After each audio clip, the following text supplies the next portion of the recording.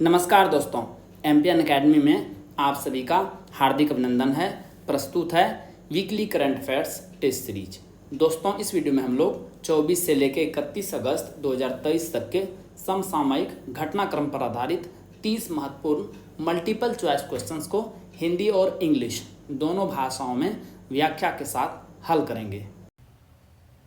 दोस्तों, यदि आपने एमपीएन एकेडमी का टेलीग्राम का पब्लिक पेज ज्वाइन नहीं किया है तो अवश्य ज्वाइन कीजिए।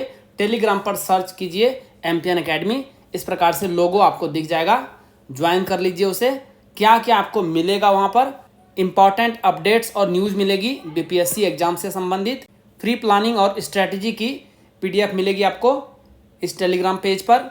टॉपर के रिजल्ट्स अनाउंस किए जाते हैं एमपीएन एकेडमी ऐप के जो टेस्ट सीरीज होते हैं करंट अफेयर्स और स्टैटिक पोर्शन के, और एमपीएन एकेडमी यूट्यूब चैनल के वीडियो अपडेट्स भी आपको मिलेंगे।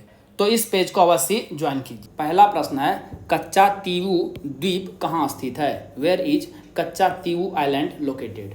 The right answer is option number B, पाक जल संधि, पाक स्टेट। कच्चा तीवू भारत और श्रीलंका के बीच पाक जल संधि यानी पाक स्टेट में 285 एकड़ में विस्तृत एक निर्जन स्थान है जो भारत के रामेश्वरम से लगभग 14 समुद्री मील की दूरी पर स्थित एक द्वीप है। वर्ष 1974 में भारत की प्रधानमंत्री इंदिरा गांधी और श्रीलंका की श्रीमां आर.डी. भंडारनायके ने एक समझौते पर हस्ताक्षर किए जिससे कच्चा तीवू को श्रीलंका क्षेत्र के हिस्से के रूप में मान्यता दी गई। समझौते के परिणाम स्वरूप इस क्षेत्र के स्वामित्व में परिवर्तन हुआ। अभी न्यूज में क्यों है? तमिलनाडु के मुख्यमंत्री एम.के. स्टालिन ने कच्चा तीवू द्वीप को लेकर फिर से बहस शुरू कर दी है। इस निर्जन द्वीप पर मत्स्य पालन का अधिकार और संप्रभुता को लेकर यह भारत और श्रीलंका के बीच लंबे समय से विवाद का मुद्दा रहा है। वर्ल्ड क्वाइन नामक प्रोजेक्ट को किस कंपनी ने लॉन्च किया है? Which company has launched the product named world coin? The right answer is option number B, open AI Sam company है जो कि चैट जीपीटी चलाती है। यह परियोजना दुनिया की सबसे बड़ी पहचान और वित्तीय सार्वजनिक नेटवर्क बनाने का दावा करती है। वर्ल्ड क्वाइन डिजिटल नेटवर्क बनाने की यह पहल है जिसमें प्रत्येक व्यक्ति किसी न किसी तरह की हिस्सेदारी का दावा कर सकता है और डिजिटल अर्थव्यवस्था में शामिल हो सकता है। यह पहल बायोमेट्रिक यानी आइरिस डेटा एकत्र करने और प्रतिभागियों को वर्ल्ड ऐप के माध्यम से वर्ल्ड आईडी प्राप्त करने के लिए आर्म नामक एक उपकरण का उपयोग करती है। ऐप के साथ प्रतिभागी वर्ल्ड क्वाइन नामक एक क्रिप्टो करेंसी एकत्र कर सकते हैं। हल्के लड़ाकू विमान तेजस ने किस राज्य के तट से एस्ट्रा स्वदेशी बियॉन्ड विजुअल रेंज BVR हवा में मार करने वाली मिसाइल लॉन्च की? Light combat aircraft Tejas launch Astra indigenous beyond visual range BVR air to air missile off the coast of which state? The right answer is option number A, Goa. Astra missile एक अत्याधुनिक रचना है जिसका उद्देश्य अत्यधिक फुर्तीले सुपरसोनिक हवाई लक्ष्यों को भेदना और निष्क्रिय करना है। इसे DRDL यानी रक्षा अनुसंधान और विकास प्रयोगशाला, अनुसंधान केंद्र इमारत RCI तथा DRDO की अन्य प्रयोगशालाओं द्वारा डिजाइन एवं विकसित किया गया है। किस राज्य के बसरूर स्थित एक कुएं में एक अद्वितीय मूर्ति मिली है जिसमें एक शाही नायक को घोड़े पर तलवार और कटोरा पकड़े हुए दिखाया गया है? A unique sculpture depicting a royal hero on horseback holding a sword and bowl has been found in a well at Basrur in which state? The right answer is option number A, Karnataka. Karnataka के बसरूर में दो प्राचीन मूर्तियों की खोज से तटीय क्षेत्र में मायलारा पंथ की मौजूदगी का पता चला है। बसरूर मध्यकालीन काल का ऐतिहासिक व्यापारिक शहर है में 15वीं और 17वीं शताब्दी की दो मूर्तियां मिली है। एक अन्य पत्थर का तख्ता जिसमें मायलारा और मयाला देवी एक अलंकृत घोड़े पर बैठे हैं एवं तलवारें पकड़े हुए हैं एक टैंक में मिला है। मायलारा पंथ मध्ययुगीन दक्कन क्षेत्र में एक धार्मिक परंपरा थी। यह पंथ मायलारा नामक देवी की पूजा पर केंद्रित है जिसे भगवान शिव का रूप माना जाता है। जिन स्टूडेंट्स को 69वीं बीपीएससी प्रीलिम्स एग्जाम के लिए करंट अफेयर्स का पीडीएफ चाहिए उसके बारे में जानकारी यहाँ पर दी जा रही है। लेकिन आइए सबसे पहले यह जानते हैं कि एमपीएन एकेडमी का पीडीएफ ही क्यों? क्योंकि दोस्तों हमने करके दिखाया है। आइए पिछले 4 साल और 5 एग्जाम्स की परफॉर्मेंस आपको दिखाते हैं। 66वीं बीपीएससी प्रीलिम्स का एग्जाम 2020 में हुआ था। कुल प्रश्न एमपीएन एकेडमी पीडीएफ से टैली हुआ है 36। बिहार एसआई प्रारंभिक परीक्षा 2021, क्योंकि 2021 में बीपीएससी का कोई एग्जाम हुआ ही नहीं कोविड के कारण से, तो जो सेकेंड बेस्ट एग्जाम हुआ है वो हमने लिया है। उसमें शिफ्ट 1 और शिफ्ट 2 दोनों मिला करके 31 प्रश्न टैली हुए हैं। 67वीं बीपीएससी प्रारंभिक परीक्षा 2022 में एक बार तो कैंसिल हो गया था और फिर उसके बाद री एग्जाम हुआ, दोनों मिला करके 59 प्रश्न टैली हुए हैं। बीपीएससी सीडीपीओ प्रारंभिक परीक्षा 2022 में ही 30 प्रश्न टैली हुआ है एमपीएन एकेडमी पीडीएफ से। और अभी हाल ही में 68वीं बीपीएससी प्रारंभिक परीक्षा 2023 में हुआ है और इस बार के प्रश्न बहुत ही हार्ड थे। यहाँ भी प्रश्न टैली हुआ है 23। तो दोस्तों आपने देखा 4 साल 5 exams, consistency at its best. MPN academy दोस्तों कंसिस्टेंसी के लिए जाना जाता है। कुल मिला करके MPN academy current affairs PDF से इन 5 एग्जाम्स में 217 प्रश्न पूछे गए थे करंट अफेयर्स से संबंधित और 179 क्वेश्चंस टैली हुआ है एमपीएन एकेडमी पीडीएफ से। तो परफॉर्मेंस क्या रहा 82.49% and that is MPN academy for you. दोस्तों इन सभी एग्जाम्स में पूछे गए करंट अफेयर्स जो कि एमपीएन एकेडमी से टैली हुए हैं, इस सभी की वीडियो आपको इस यूट्यूब चैनल पर मिल जाएगी और हमारे एमपीएन एकेडमी के टेलीग्राम पेज पर भी वीडियो का लिंक आपको मिल जाएगा। आपको इन सभी वीडियोस को देखना चाहिए क्योंकि इससे आपको पता चलेगा कि किस प्रकार से प्रश्न बीपीएससी प्रीलिम्स एग्जाम्स में पूछे जाते हैं और एमपीएन एकेडमी का इस्तेमाल आप लोग इसे क्रैक करने में कैसे कर सकते हैं। आइए अब बात करते हैं कि 69वीं BPSC prelims exam current affairs PDF जो एमपीएन एकेडमी द्वारा जारी की जाती है क्या क्या आपको मिलेगा और किस प्रकार से आप साल भर के करंट अफेयर्स को सिस्टमेटिक तरीके से केवल 18 घंटे में रिवाइज कर सकते हैं एक बार। सबसे पहला टाइप जो कंटेंट मिलेगा वो मिलेगा वीकली करंट एमसीक्यूज नेशनल और इंटरनेशनल। साल भर में कुल 50 पीडीएफ के लगभग रहेंगे। इसमें बजट और इकोनॉमिक सर्वे भी इंक्लूड रहेगा। एक पीडीएफ को रिवाइज करने में 6 मिनट का समय लगेगा, तो 300 मिनट यानी 5 घंटे में आप साल भर के वीकली करंट एमसीक्यूज को एक बार रिवाइज कर सकते हैं। सेकेंड टाइप का कंटेंट है monthly current affairs short notes national और इंटरनेशनल का 12 महीने का 12 पीडीएफ। एक पीडीएफ को रिवाइज करने में आपको 30 मिनट का समय लगेगा, तो कुल 6 घंटे में इसे भी आप साल भर के कंटेंट को समाप्त कर सकते हैं। बिहार मंथली करंट अफेयर्स, इसकी आपको एमसीक्यूज और शॉर्ट नोट्स दोनों एक ही पीडीएफ में अवेलेबल कराई गई है।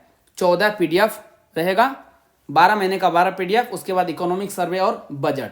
एक पीडीएफ को रिवाइज करने में लगभग 30 मिनट का समय लगेगा, तो कुल 7 घंटे में इसे भी आप समाप्त कर लेंगे। इसके अलावा आपको golden current affairs app based revision test series भी प्रोवाइड किया जा रहा है। इससे आप अपना खुद का इवेल्युएशन यानी मूल्यांकन कर सकते हैं कि आपकी तैयारी कैसी चल रही है। दोस्तों करंट अफेयर्स में तो एमपीएन एकेडमी का कोई जोड़ ही नहीं है मार्केट में। MPN is champion in current affairs. इसके अलावा दोस्तों हमने diamond static GK test series launch किया हुआ है। इसमें आपको अल्ट्रा इंपॉर्टेंट 3000 एमसीक्यूज मिलेंगे विद एक्सप्लेनेशन और जो पूरा टेस्ट सीरीज है वो 25 भाग में डिवाइडेड है, यानी 25 सेट मिलेंगे आपको और एक सेट में 120 प्रश्न रहेंगे।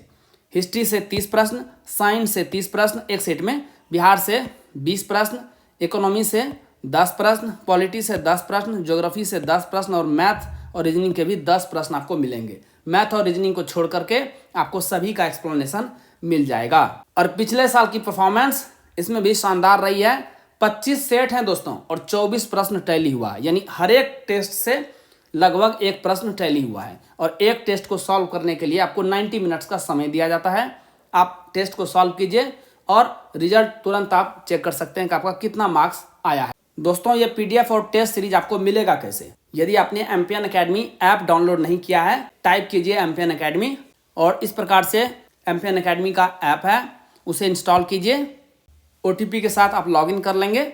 उसके बाद स्टोर सेक्शन में वहाँ पे चले जाइए, आपको कोर्सेस मिल जाएंगे। 69वीं BPSC current affairs PDF course और diamond static GK test series, 2 प्रकार के कोर्सेस मिलेंगे अलग अलग हिंदी और इंग्लिश लैंग्वेज में। आप जिस लैंग्वेज में ऑप्ट करना चाहते हैं उसे सेलेक्ट कीजिए। वहाँ पर पेमेंट का लिंक आपको मिल जाएगा। बहुत ही मामूली शुल्क पर ये सभी कंटेंट आपको प्रोवाइड किया जा रहा है। कोर्स के कंटेंट सेक्शन में सभी स्टडी मटेरियल और टेस्ट सीरीज आपको प्रोवाइड करा दी जाएगी। सीमलेस M4T के नाम से एक AI मॉडल किस कंपनी ने विकसित किया है? Which company has developed N AI model by the name of seamless M4T? The right answer is option number A, Meta. यह कंपनी फेसबुक, इंस्टाग्राम और व्हाट्सएप को संचालित करती है। यह टेक्स्ट और स्पीच दोनों में 100 से अधिक भाषाओं में अनुवाद करने तथा प्रतिलेखन में सक्षम है।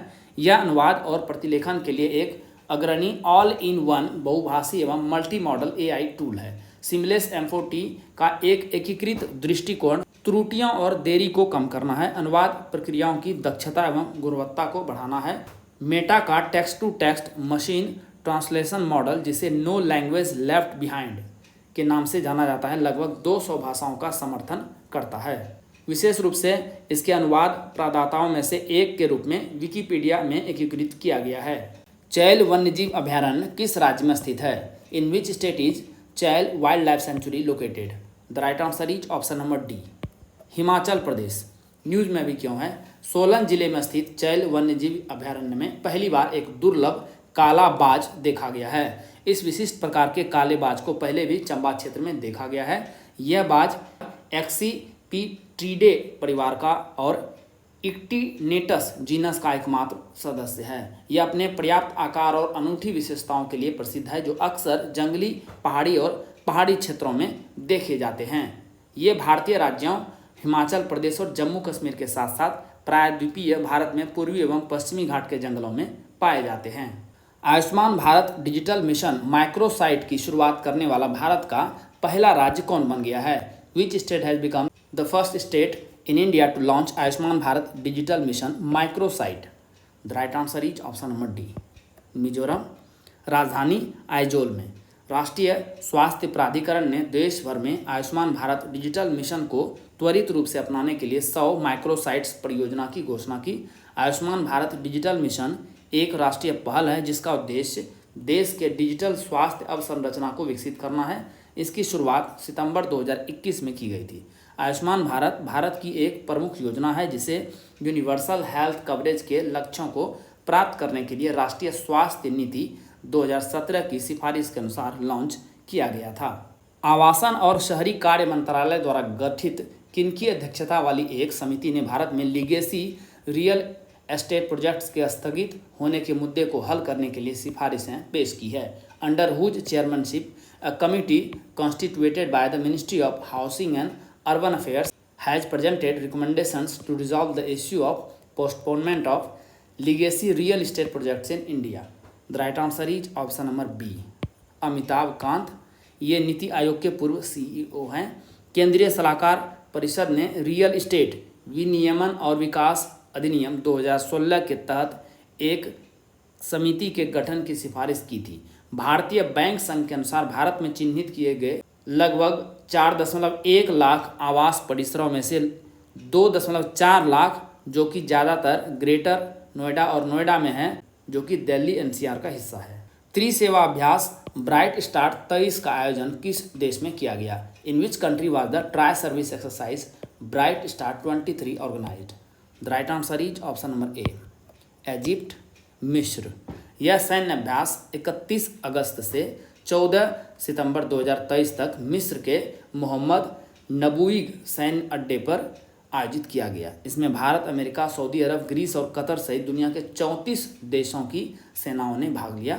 यह अभ्यास ब्राइट स्टार 23 में भारतीय वायुसेना की शुरुआत का प्रतीक है। किस देश द्वारा पहले कर्नाटक कल्चरल फेस्टिवल की मेजबानी की गई? Which country hosted the first Karnataka cultural festival? The right answer is option number B, Sri Lanka. इसका आयोजन 27 अगस्त 2023 को भारतीय अंतर्राष्ट्रीय सांस्कृतिक परिषद द्वारा स्वामी विवेकानंद सांस्कृतिक केंद्र और ME ग्लोबल पीस फाउंडेशन के सहयोग से किया गया था। इस कार्यक्रम ने सांस्कृतिक विविधता में भारत और श्रीलंका की साझा सांस्कृतिक विरासत में एक महत्वपूर्ण क्षण को चिन्हित किया। इस कार्यक्रम में कर्नाटक के 30 से अधिक कलाकारों द्वारा नृत्य, लोकगीत, बहुभाषी कविताएं, बैले और मनोरम कठपुतली शो सहित प्रदर्शनों की एक मंत्रमुग्ध कर देने वाली श्रृंखला प्रदर्शित की गई। काजीरंगा नेशनल पार्क की पहली महिला फील्ड डायरेक्टर के रूप में किसे नियुक्त किया गया है? Who has been appointed as the first woman field director of Kaziranga national park? The right answer is option number D, doctor Sonali Ghosh. Sonali ने भारतीय वन सेवा अधिकारी फील्ड डायरेक्टर जतिंद्र शर्मा का स्थान लिया, जो 31 अगस्त को रिटायर हो गए। ये 118 साल पुराने काजीरंगा नेशनल पार्क, जो कि असम में है, के निदेशक के रूप में कार्यभार संभालने वाली पहली महिला बनी हैं।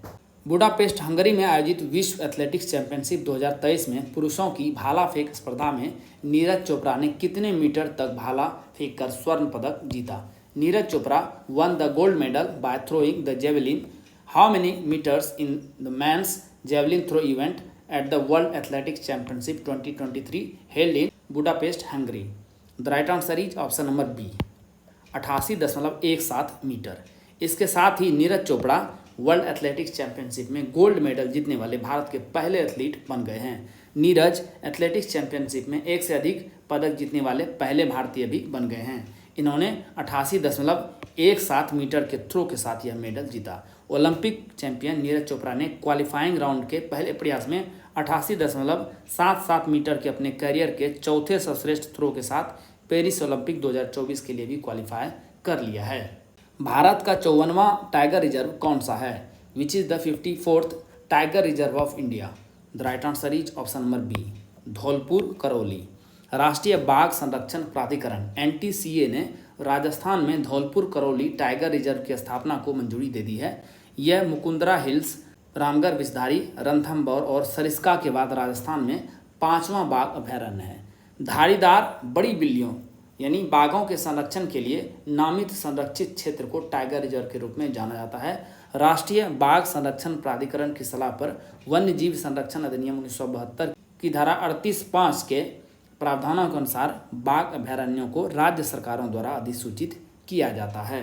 दीनदयाल पत्तन प्राधिकरण और दुबई स्थित बहुराष्ट्रीय लॉजिस्टिक कंपनी DP वर्ल्ड ने किस राज्य के ट्यूना टेकरा में मेगा कंटेनर टर्मिनल प्रोजेक्ट के लिए समझौते पर हस्ताक्षर किए हैं? Deendayal port authority and Dubai based multinational logistic company DP world have signed an agreement for the mega container terminal project at Tuna Tekra in which state? The right answer is option number C, Gujarat. Terminal तैयार हो जाने पर इसकी वार्षिक माल वहन क्षमता लगभग 22 lakh TEUs यानी 20 फुट इक्विवेलेंट यूनिट्स जितनी हो जाएगी। दीनदयाल पत्तन, जिसे कांडला पत्तन के नाम से भी जाना जाता है, भारत के 12 प्रमुख पत्तनों में से एक है और भारत के पश्चिमी तट पर गुजरात राज्य में कच्छ की खाड़ी में स्थित है। राष्ट्रीय अंतरिक्ष दिवस कब मनाए जाने की घोषणा की गई है? When was it been announced to celebrate National Space Day?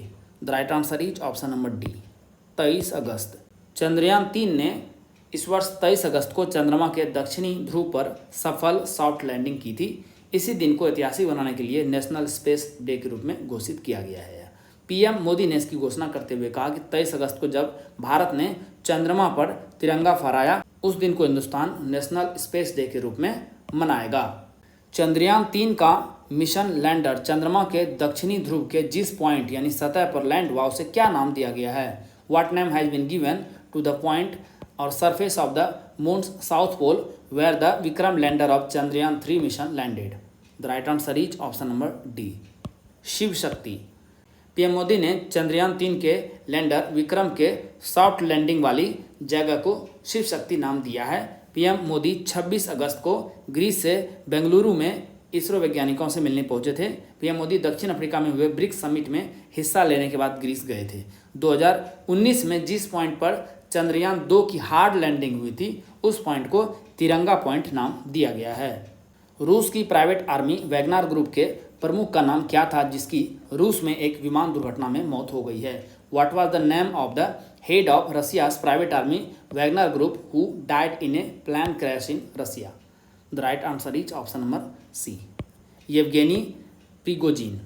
रूसी विमानन अधिकारियों ने पुष्टि की है कि विमान एम्ब्रेयर लिगेसी मॉस्को और सेंट पीटर्सबर्ग के बीच उड़ान भर रहा था, जो मॉस्को के उत्तर में टावर क्षेत्र में क्रैश हो गया। वहीं वैगनर से जुड़े टेलीग्राम चैनल ग्रो जोन ने बताया कि प्लेन को रूसी सेना ने मार गिराया है। रूस में राष्ट्रपति व्लादिमीर पुतिन के खिलाफ हुई बगावत के बाद प्रिगोजिन को देश से बाहर कर दिया गया था। इन्हें बेलारूस में रहने का आदेश दे दिया गया था। तो पुतिन से पंगा यानी मौत को दावत। दक्षिण अफ्रीका में आयोजित ब्रिक्स देशों के शिखर सम्मेलन में कितने सदस्य देशों को ब्रिक्स में पूर्ण मेंबर के रूप में आमंत्रित किया गया है? How many member countries were invited as full members of BRICS in the summit of BRICS countries held in South Africa? The right answer is option number D 6। 23 देशों ने ब्रिक्स में शामिल होने के लिए अर्जियां दी है। दक्षिण अफ्रीका के राष्ट्रपति सिरिल रामाफोसा ने बैठक के बाद बताया कि ब्रिक्स समूह ने अर्जेंटीना, मिस्र, इथियोपिया, ईरान, सऊदी अरेबिया और यूएई को नए पूर्ण मेंबर के रूप में आमंत्रित किया है। करंट मेंबर अभी कौन कौन से हैं? पहले से ब्राज़ील, रसिया, इंडिया, चाइना और साउथ अफ्रीका। रूसी राष्ट्रपति व्लादिमीर पुतिन ब्रिक्स बैठक में शामिल नहीं हुए। आप कमेंट बॉक्स में लिखिए कि इनकी जगह पर कौन शामिल हुए थे इस बैठक में। दुनिया की पहली इलेक्ट्रिफाइड फ्लैक्स फ्यूल कार के प्रोटोटाइप को किस कंपनी द्वारा लॉन्च किया गया है? Which company has launched the prototype of world's first electrified flex fuel car? The right answer is option number D, Toyota motors India. केंद्रीय सड़क परिवहन और राष्ट्रीय राजमार्ग मंत्री नितिन गडकरी ने नई दिल्ली में आयोजित एक कार्यक्रम में इसे लॉन्च किया है। यह car latest emission standard BS6 technology पर आधारित है। यह कार पेट्रोल और डीजल की तुलना में 20% कम हाइड्रोकार्बन और कार्बन मोनोऑक्साइड का एमिशन करती है, जिस कारण प्रदूषण भी कम होगा। यह दुनिया की पहली कार है जो पूरी तरह से एथेनॉल से चलेगी। टोयोटा इनोवा हाइब्रिड कार को E100 ग्रेड दिया गया है, जो पूरी तरह से वैकल्पिक ईंधन से चलने में सक्षम है। पूरी तरह से एथेनॉल से चलने वाली कार से 40% बिजली भी पैदा होगी। 71वीं मिस वर्ल्ड 2023 प्रतियोगिता कहाँ आयोजित किया जाएगा? Where will the 71st miss world 2023 pageant be held? The right answer is option number B, Srinagar. Miss world प्रतियोगिता का 71वां संस्करण 8 दिसंबर 2023 को श्रीनगर में कश्मीर इंटरनेशनल कन्वेंशन सेंटर में आयोजित किया जाएगा। यह दूसरी बार है कि भारत द्वारा इस प्रतियोगिता की मेजबानी की जाएगी। कार्यक्रम के अंत में पोलैंड की कैरोलिना विलावस्का अपने उत्तराधिकारी को ताज पहनाएंगी। मिस वर्ल्ड ऑर्गेनाइजेशन की CEO जूलिया मार्ले ने इसके बारे में जानकारी दी है। सिनी शेट्टी मिस वर्ल्ड 2023 में भारत का प्रतिनिधित्व करेंगी। सर्वश्रेष्ठ अभिनेता का 69वां राष्ट्रीय फिल्म पुरस्कार किसने जीता है? Who has won the 69th national film award for best actor? The right answer is option number A, Allu Arjun. Best actor का अवार्ड अल्लू अर्जुन को फिल्म पुष्पा द राइज के लिए दिया गया। अल्लू अर्जुन ये खिताब अपने नाम करने वाले पहले तेलुगु एक्टर हैं। बेस्ट एक्ट्रेस का अवार्ड आलिया भट्ट और कृति सेनन दोनों को संयुक्त रूप से मिला। अन्य पुरस्कार सर्वश्रेष्ठ निर्देशक गोदावरी फिल्म के लिए निखिल महाजन को, सर्वश्रेष्ठ सहायक अभिनेता पंकज त्रिपाठी मिमी और सर्वश्रेष्ठ सहायक अभिनेत्री पल्लवी जोशी द कश्मीर फाइल्स। सर्वश्रेष्ठ फिल्म का 69वां राष्ट्रीय फिल्म पुरस्कार किसने जीता? Who has won the 69th national film award for best film? The right answer is option number B, Rocketry. Best feature film का award Rocketry the Nambi effect, जो कि आर माधवन की फिल्म है, को दिया गया।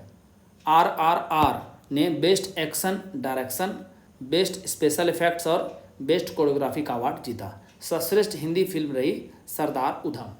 केंद्रीय प्रदूषण नियंत्रण बोर्ड द्वारा आयोजित स्वच्छ वायु सर्वेक्षण 2023 में किस शहर ने 10 लाख से अधिक आबादी वाले शहरों की श्रेणी में शीर्ष स्थान हासिल किया है? Which city has topped the category of cities with population more than 10 lakh in the Clean Air Survey 2023 conducted by the Central Pollution Control Board?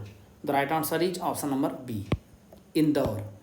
स्वच्छ वायु सर्वेक्षण 2023 में मध्य प्रदेश ने विशेष रूप से 10 लाख से अधिक से आबादी वाले शहरों की श्रेणी में प्रभुत्व का उल्लेखनीय प्रदर्शन किया। शीर्ष 5 स्थानों में से 2 राज्य के शहरों द्वारा हासिल किए गए। इंदौर को पहला और भोपाल को 5वां स्थान मिला। इस रैंकिंग में दूसरे स्थान पर रही उत्तर प्रदेश की सिटी आगरा, तीसरे स्थान पे महाराष्ट्र का ठाणे और चौथी रैंक मिली श्रीनगर को। फीडे शतरंज विश्व कप 2023 का खिताब किसने जीता? Who has won the FIDE chess world cup 2023 title? The right answer is option number B, Magnus Carlsen. Norway के शतरंज खिलाड़ी मैग्नस कार्लसन ने बाकू अजरबैजान में आयोजित फीडे वर्ल्ड कप का खिताब जीत लिया है। 5 बार के विश्व शतरंज चैंपियन और फीडे रेटिंग सूची में number 1 grand master Magnus Carlsen अपने करियर में पहली बार फीडे विश्व कप शतरंज विजेता के रूप में उभरे हैं। मैग्नस ने रोमांचक फाइनल में 18 वर्षीय ग्रैंड मास्टर रमेश बाबू प्रज्ञानंदा जो कि भारत के हैं को हराकर प्रतियोगिता जीती। भारत के विश्वनाथन आनंद और लेवोल एरुनियन दो बार फीडे वर्ल्ड कप का खिताब जीत चुके हैं। किस भारतीय बैडमिंटन खिलाड़ी ने BWF विश्व चैंपियनशिप 2023 में कांस्य पदक जीता है? Which Indian badminton player has won the bronze medal at the BWF world championship 2023? The right answer is option number B, HS Prannoy. भारतीय बैडमिंटन खिलाड़ी HS प्रणॉय को डेनमार्क के कोपनहेगन में हुए पुरुष एकल के सेमीफाइनल मैच में थाईलैंड के कुनलावुत विटिडर्सान जिन्होंने कि अंततः स्वर्ण पदक जीता, इस प्रतियोगिता में से 21-18, 13-21 और 14-21 से हारकर कांस्य पदक से संतोष करना पड़ा। यह विश्व चैंपियनशिप के पुरुष एकल मैचों में पदक जीतने वाले 5वें भारतीय बन गए हैं। भारत वर्ल्ड बैडमिंटन चैंपियनशिप के इतिहास में अब तक पुरुष एकल में 1 रजत और 4 कांस्य पदक जीता है। भारतीय क्रिकेट टीम के सभी डोमेस्टिक मैचों के टाइटल स्पॉन्सरशिप का अधिकार किस बैंक ने हासिल किया है? Which bank has acquired the title sponsorship rights of all the domestic matches of the Indian cricket team?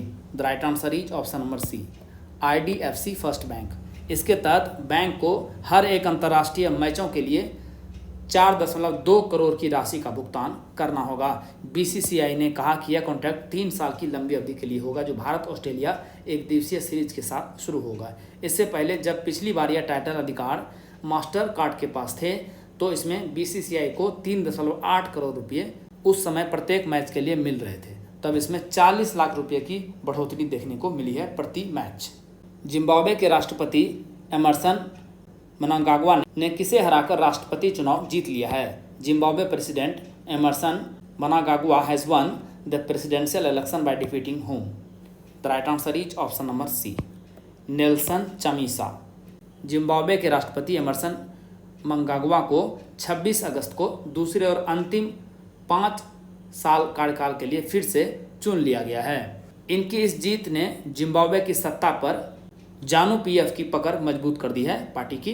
Zimbabwe चुनाव आयोग ने राजधानी हरारे में घोषणा की कि एमरसन मनांगाग्वा को 52.6% वोट मिले जबकि मुख्य विपक्षी नेल्सन चामिसा को लगभग 44% वोट मिले। जिम्बाब्वे में चुनाव में अनियमितताओं का इतिहास रहा है जिसकी मदद से पूर्व राष्ट्रपति रॉबर्ट मुगाबे लगभग 4 दशकों तक सत्ता में बने रहे थे। दिबांग जल विद्युत परियोजना को किस राज्य में स्थापित किया जा रहा है? In which state Dibang hydro electric project is being established? The right answer is option number D, Arunachal Pradesh. यह बहुउद्देशीय परियोजना अरुणाचल प्रदेश की निचली दिबांग घाटी जिले में दिबांग नदी पर चीन की सीमा के करीब स्थापित की जा रही है। न्यूज में अभी क्यों है? भारत की प्रमुख जल विद्युत कंपनी NHPC लिमिटेड ने NHPC की 2880 मेगावाट की दिबांग बहुउद्देशीय परियोजना के लिए पासीघाट अरुणाचल प्रदेश में रेलवे साइडिंग के निर्माण हेतु राइट्स के साथ एक समझौता ज्ञापन पर हस्ताक्षर किए हैं। गगनयान मिशन के तहत भारत के पहले मानव मिशन के रिहर्सल के रूप में किस रोबोट को अंतरिक्ष में भेजा जाएगा? Which robot will be sent to space as a rehearsal for India's first manned mission under the Gaganyaan mission? The right answer is option number A, Vyom Mitra. Vyom Mitra एक संस्कृत शब्द है जिसका अर्थ है अंतरिक्ष मित्र और एक मानव जैसा दिखने वाला ह्यूमनॉइड रोबोट। इसे अक्टूबर के पहले या दूसरे सप्ताह में भेजा जा सकता है। कोविड महामारी के कारण गगनयान प्रोजेक्ट में देरी हुई। व्योम मित्र मॉड्यूल मापदंडों के माध्यम से संचालित हो सकता है और साथ ही यह अलर्ट भी भेज सकता है। साथ ही यह अंतरिक्ष यात्रियों से बातचीत भी कर सकता है, इन्हें पहचान सकता है और इनके प्रश्नों के उत्तर भी दे सकता है। दोस्तों, जैसा कि बताया गया है, इस वीडियो लेक्चर का PDF आपको हिंदी और इंग्लिश दोनों भाषाओं में फुल डिस्क्रिप्शन के साथ एमपीएन अकेडमी ऐप पर प्राप्त होगा। दोस्तों, इन PDF के सहारे आप इस आधे घंटे के वीडियो लेक्चर को आसानी से 5 से 6 मिनट में रिवाइज कर पाएंगे, जिससे आपका बहुत सारा समय बचेगा, जिसे आप स्टैटिक पोर्शन पर खर्च कर सकते हैं और अपने टाइम को बेटर मैनेज कर सकते हैं।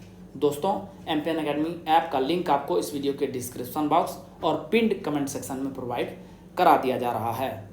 चलिए अंतिम प्रश्न को हल करते हैं। मुख्यमंत्री कन्या सुमंगला योजना किस राज्य में चलाया जा रहा है? In which state is the chief minister Kanya Sumangala Yojana being run? The right answer is option number C, Uttar Pradesh. मुख्यमंत्री कन्या सुमंगला योजना की शुरुआत वर्ष 2019 में की गई थी। इस योजना के तहत लड़कियों को उनकी शिक्षा पूरी करने और एक बेहतर भविष्य के लिए वित्तीय सहायता प्रदान की जाती है। अभी न्यूज में क्यों है? उत्तर प्रदेश के मुख्यमंत्री योगी आदित्यनाथ ने मुख्यमंत्री कन्या सुमंगला योजना के लाभार्थियों के लिए निर्धारित धनराशि 15,000 रुपये से बढ़ाकर 25,000 रुपये करने की घोषणा की है। दोस्तों, इसी के साथ साप्ताहिक करंट अफेयर्स टेस्ट सीरीज के इस संस्करण को समाप्त करने की आपसे इजाज़त चाहूँगा। वीडियो देखने के लिए बहुत बहुत धन्यवाद। Thank you very much. All the best for your exam preparation.